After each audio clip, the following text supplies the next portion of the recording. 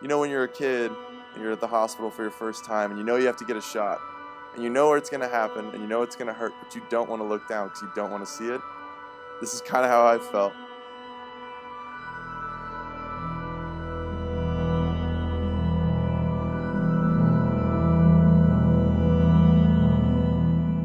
I hit the ground and two very, very distinct sounds shot through my ears.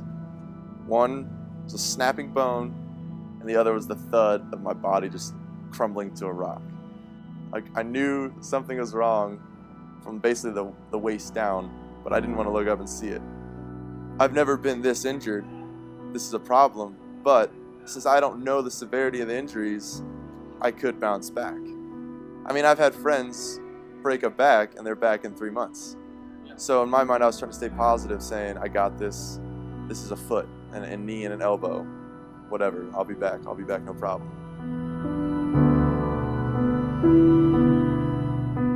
I figured out my thigh bone punctured a hole through part of my knee and caused a tibia plateau fracture.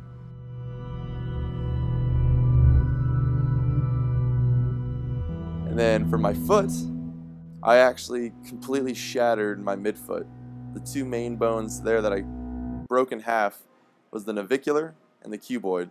I never even heard of those bones, but I definitely destroyed them.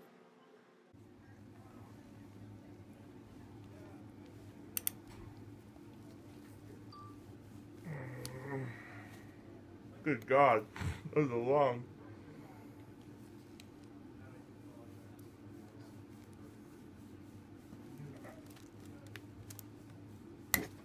Sorry. It's okay, just get it out. We're almost there. Wow. All right.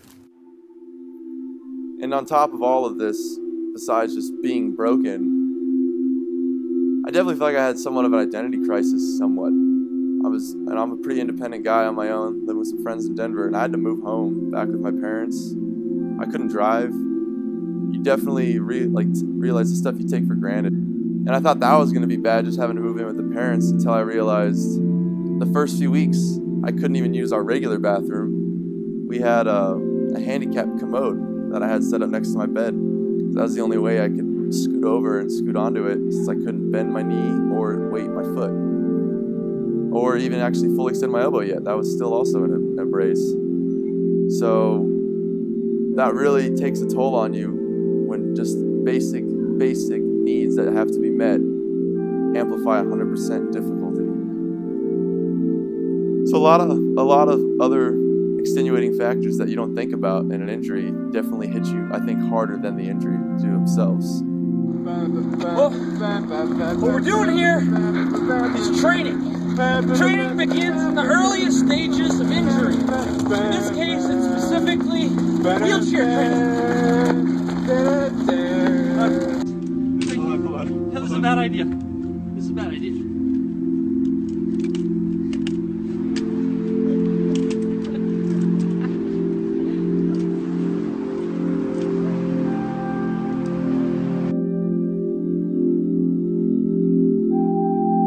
The one most common question I've always gotten is, are you going to keep climbing? And I've gotten to the point before they even finish the question, I just say yes.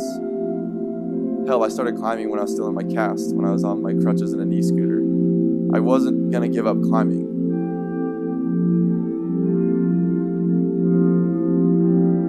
So I don't see why people always look at this like, oh my gosh, you broke some bones, you should quit this. You should quit, it's dangerous, you're going to die.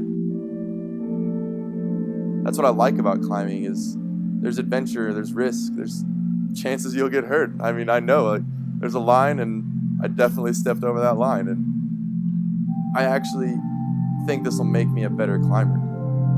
People think you're going to come back timid, you're going to come back scared, and I'm not going to say I'm not going to come back 100% automatically and know my mind right away, but it'll make me more analytical about situations, you know, like more calculated, which in the grand scheme of things, I think will make you a better climber. And in a way, you can actually push it more, because now that I know where that line is, I know where not to cross it. And I can calculate what I should do and maybe what I shouldn't do.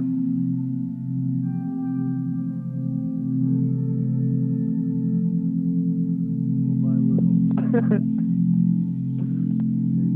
got this, Dan. Oh, shit. So it's been about 5 months now, and within that 5 months, I've gone through wheelchair, knee scooter, crutches, walking boot.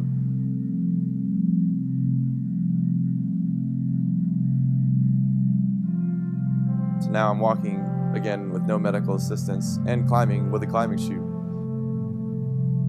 Granted, I have to upsize and wear a rental on my busted ass foot.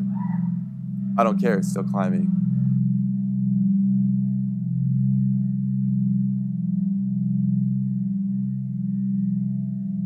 But I view this injury as now I'm going to come back and I'm going to be the best climber I possibly can.